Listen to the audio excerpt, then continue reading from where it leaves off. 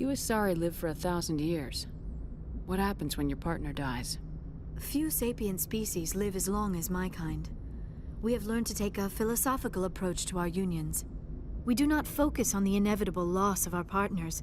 Instead, we enjoy the time we spend with them. And even after they're gone, a part of them lives on in us. The union is a connection that transcends both time and space. I should go. Goodbye, Commander.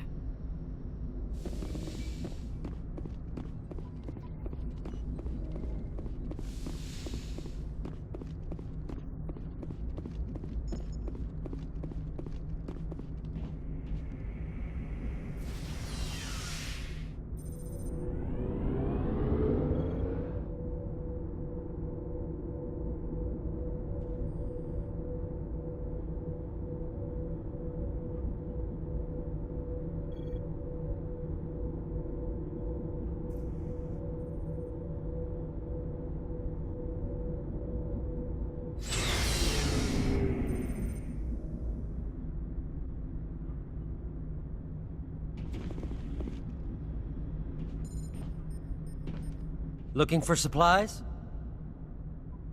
Let's see what you got. You bet, Commander.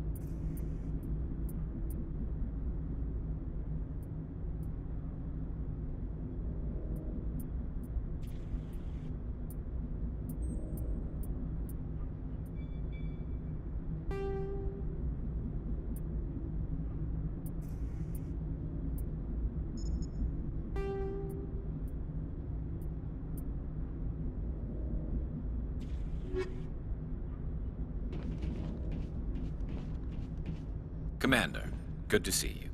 You've been with CSEC a while. Have you seen much action? Well, not as much as you, but yeah, I've seen some interesting things. I bet you have. Anything in particular that stands out? I remember this Solarian geneticist I was sent to investigate. That case was a bit disturbing. What happened? Why were you investigating him? I was tasked with tracking black market trade on the Citadel. Most of it harmless, nothing I needed to pursue. But during the course of my investigation, I noticed an increase in the trade of body parts, organs mostly. We usually get a few of those, but not the numbers I was seeing. We weren't sure if there was a new black market lab or if some freak was harvesting organs from citizens.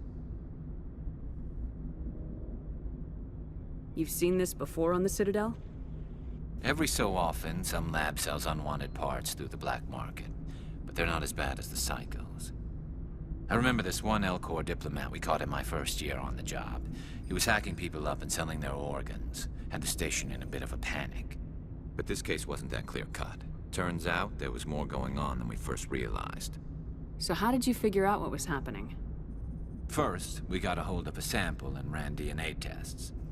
The weird thing was, the match led us to a Turian who was still alive and was very convinced he'd never lost his liver.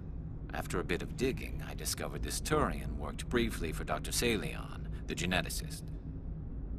So I went to his lab hoping to find evidence of cloned organ development, but there was nothing. No Solarian hearts, no Turian livers, not one Krogan testicle. You're kidding, right? Why would anyone want Krogan testicles? Some Krogan believe that testicle transplants can increase their virility, counteract the effects of the genophage. It doesn't work, but that doesn't stop them from buying. They'll pay up to 10,000 credits each. That's 40,000 for a full set. Somebody's making a killing out there. What'd you do about the geneticist? I brought in some of his employees for interrogation, to see if I could get them to talk. While I was interviewing one of them, I came across something suspicious. You mean threatening?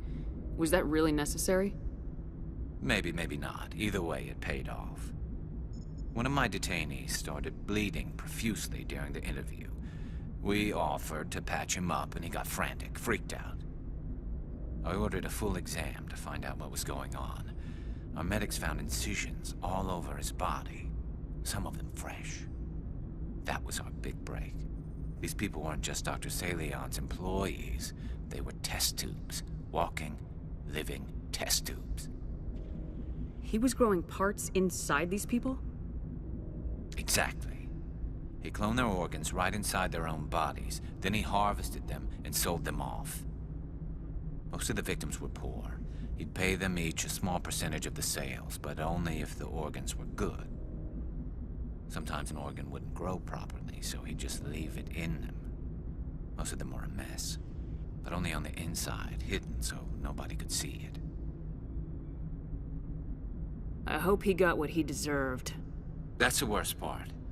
We never caught him.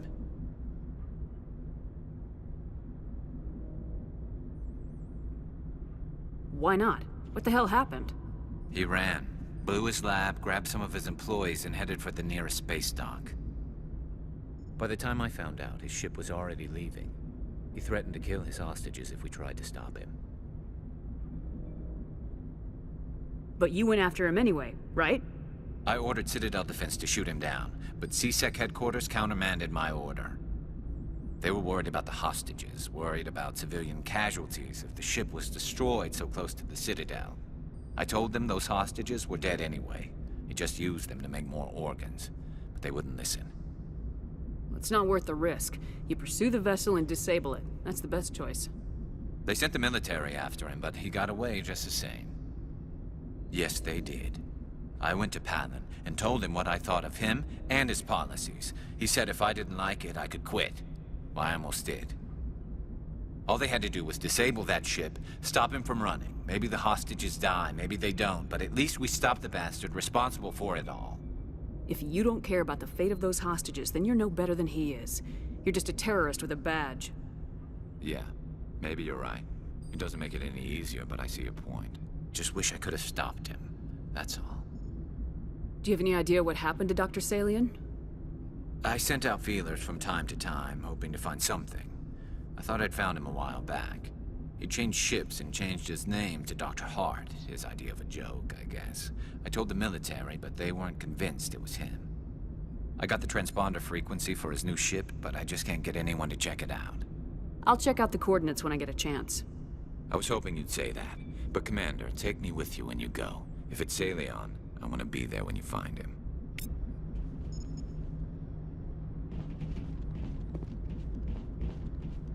Commander? What's your opinion of the last mission? Not sure I buy Dr. Tassoni's story about her and her mom not talking. They're family, right? I think she's being straight with us. Or at least I don't think she lies very often. Yeah, she's probably really bad at it. Too bad those ruins got destroyed. I mean, they lasted thousands of years. That's impressive. Do you have a few minutes to talk? One-on-one? Sure. I was hoping to get a minute of your time off the record. I keep an open door policy. If you have any concerns, lay them on me. All right. I know things are different aboard the Normandy, but I'm concerned about the aliens, Vicarian and Rex. With all due respect, Commander, should they have full access to the ship? They may not serve the Alliance, Chief, but they're allies. At least as far as Saren goes. This is the most advanced ship in the Alliance Navy. I don't think we should give them free rein to poke around the vital systems. Engines, sensors, weapons. You don't trust the Alliance's allies? I'm not sure I'd call the Council races allies. We, humanity, I mean, have to learn to rely on ourselves. Standing up for ourselves doesn't mean standing alone. I don't think we should turn down allies. I just think we shouldn't bet everything on them staying allies. As noble as the Council members seem now, if their backs are against the wall, they'll abandon us. You get a pessimistic view of the universe, Williams. A pessimist is what an optimist calls a realist. Look, if you're fighting a bear and the only way for you to survive is to sick your dog on it and run, you'll do it. As much as you love your dog, it isn't human. It's not racism, not really. Members of their species will always be more important to them than humans are. These seem like deeply held beliefs, Williams. What made you think this way? My family's defended the Alliance since it was founded. My father, grandfather, great-grandmother, they all picked up a rifle and swore the oath of service. I guess we just tend to think of Earth's interests as our own. It doesn't sound like you've worked with aliens before. No, ma'am. Mainly I've been groundside, part of the surface garrison forces. I did get a rotation on a space station for training. Every Marine a rifleman, every rifleman ZG certified. That's odd. Your record is spotless and your technical scores are exemplary. You should be serving with the fleet. Anyway, that's why I haven't served with many aliens, Commander. I come from a military family too. My parents were both Navy. Anybody in your family we might know? Couldn't say, Commander. We probably have a lot in common. You join up to carry on the tradition? No. The future of humanity is out here. There's so much we haven't seen yet. Yeah. I still remember my first field exercise on Titan. When we hit mud, the reality hit me. I'm the first person who ever stood here. Then my drill instructor kicked me in the ass. I went face first into the muck. He spent the next 5 minutes chewing me out for gold bricking. Don't tell me you had Gunny Ellison. He's the only one who uses that word to describe shirking duty. Oh, Lord. You went to the Makapog boot camp, too? Yeah. Gunny Ellison's still reaming out recruits down there. Kicking ass and using words like inveigle and pusillanimous. All right, I can see where your concerns are coming from, Williams. But this is a multilateral mission. You're gonna have to work with aliens, like it or not. It won't be a problem, Commander. You say jump, I say how high. You tell me to kiss a Turian, I'll ask which cheek. I don't think kissing Turians will be necessary. You never know, Commander. Dismissed, Chief. Ma'am.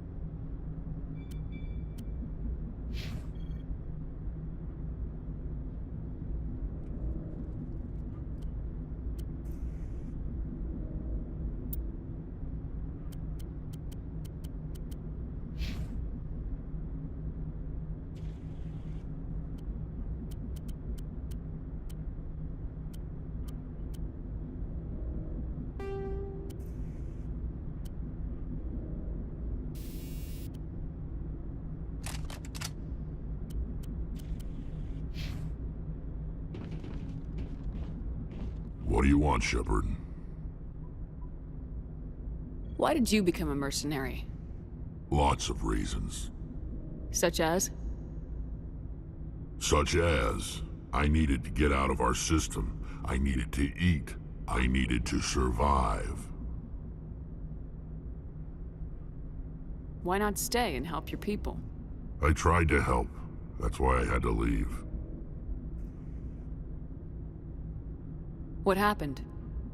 I was betrayed. I was head of a small tribe.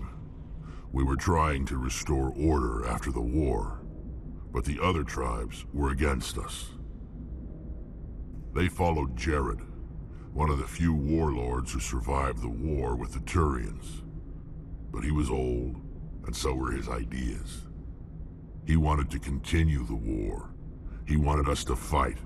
Turians, Solarians, each other. It didn't matter who, as long as we were fighting. What did you want? I just wanted Jared to shut up. To stop his ranting. I wanted him to stop leading the tribes astray. But he couldn't understand how much things had changed. We didn't have the numbers to go to war. Even if we did, the genophage made sure we couldn't replenish our numbers fast enough. I told them all to forget about war. We needed to focus on breeding, at least for one generation. And for a while, we were getting through. Some of the tribes started coming around. I take it the warlord didn't appreciate that. No, he didn't. He arranged a crush with the tribes. A meeting on neutral ground. He wanted to talk. We met at the Hollows, near the graves of our ancestors. The skulls of our dead laid bare to remind us where we come from, and where we all go. It's as sacred as any Krogan place can be. Violence is forbidden. Sounds like a trap to me. You must have suspected as much. I did. But when your father invites you to a crush, well, there are some laws that even we hold sacred. Jared was your father? He was. Until that day. We talked, but we didn't get anywhere. When it was clear that I wouldn't join him, he gave the signal. His men leapt from the graves of our ancestors like Krogan undead.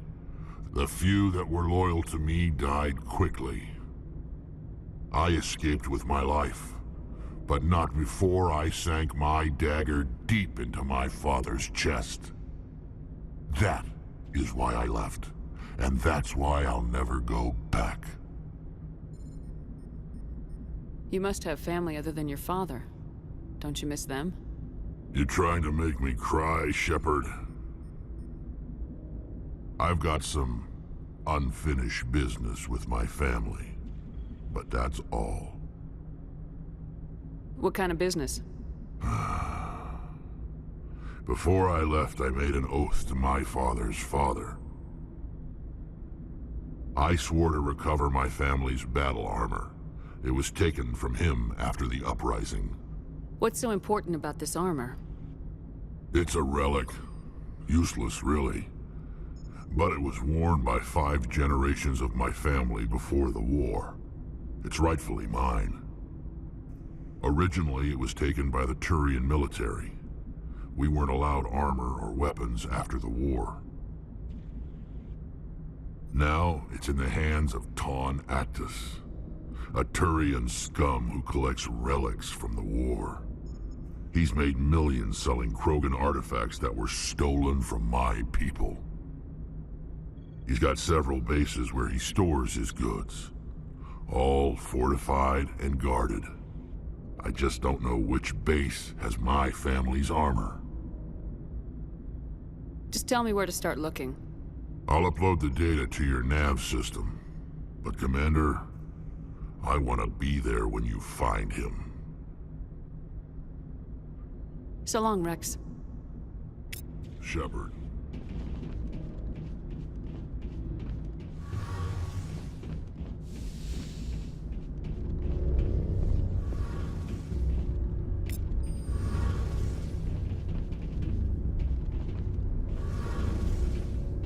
Shepard, I'm glad you're here.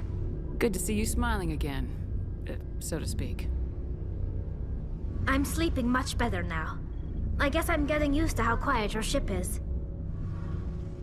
I still think a lot about my pilgrimage, though.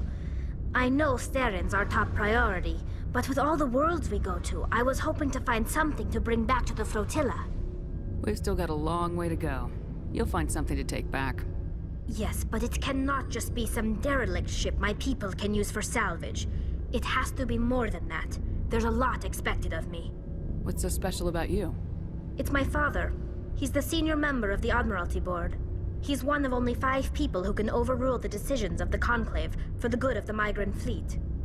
My father is responsible for the lives of 17 million people. Our entire race is in his hands, and I'm his only child. So are you some kind of heir to the Quarian throne or something? No, it doesn't work that way. My father's position isn't hereditary. I'll probably never serve on the Admiralty Board myself. Officially, I'm just the same as any other citizen. But it doesn't work that way in practice. People have always treated me differently because of who my father is. You must get all kinds of special privileges. I probably had it easier than most growing up, but it's not all good. People like my father have enemies, and they're not above using me to get to him. That must be tough on you. My people place a high value on family and ancestry. There's an unspoken expectation that I'll live up to my father's example. Everyone's waiting for me to do something great on my pilgrimage, something that will forever change our lives for the better.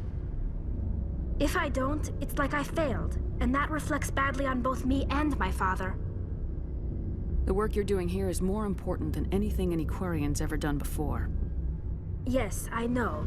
But you have to understand Quarian culture. We're a very insular society. The events beyond the flotilla don't much matter to the average citizen.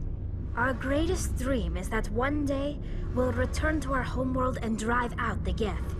But even if we stop Saren, that's not going to happen. There's still millions of Geth behind the Veil. Until they're gone, our exile will continue. What would you need to bring back to make everyone happy? Something that would help us better understand the Geth. They've changed significantly since the exile. They've continued to evolve. We've done our best to study them, but it's not easy. They're very reclusive. Until recently, they never went beyond the borders of the Veil. And all the Geth we run into now are under Saren's control. We'd need to find Geth operating on their own, independently. But I don't want this to get in the way of our mission, Shepard. First, we stop Saren. Then I'll worry about my own problems. What was your father like? It wasn't easy growing up as the daughter of one of the Admiralty. Even before he joined the board, he was a prominent figure. People looked to him for leadership. He had to set an example, and he expected the same of his daughter. Plus, he was pretty strict, a military man through and through. He never allowed me to settle for anything less than excellence. As a kid, I sometimes felt like he was pushing me too hard. But now I'm old enough to appreciate what he taught me. The world doesn't owe us anything. If we want something in life, we have to earn it. Where was your mother in all this? Mother was around, but she always seemed to kind of blend into the background. Almost like she was overshadowed by my father. He tends to do that to people. She passed on about 5 years ago. Some airborne virus that swept through the fleet. Happens sometimes when the filters start to break down. I think my father took it pretty hard. After she was gone, he became even more focused on his work. I think that was his way of dealing with the grief. Sounds like a tough upbringing. You don't resent your father at all? Like I said, it wasn't easy. My father's not the kind of person you bond with. And he wasn't around all that much. Too busy. People counted on him, and he took his duties seriously. Even when he was around, he always seemed a bit distant. Like his mind was always somewhere else. Come to think of it, I can't ever remember seeing him smile. Not once. It's like he was always weighed down by all that responsibility. I mean, I know he cares about me, but he never really showed it, not in the usual way. I guess the best thing I can say about my father is that I respect him. I want to talk about something else. Like what? I should go. See you later.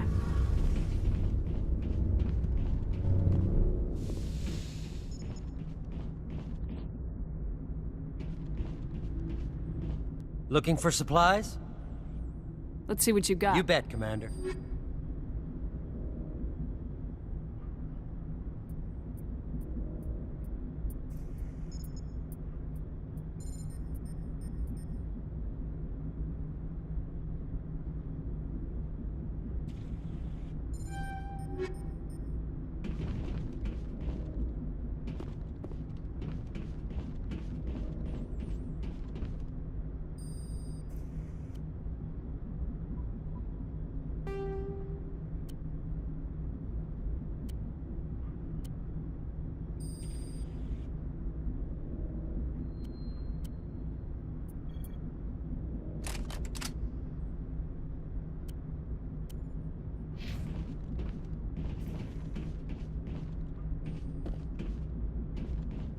Looking for supplies? Let's see what you... You bet, Commander.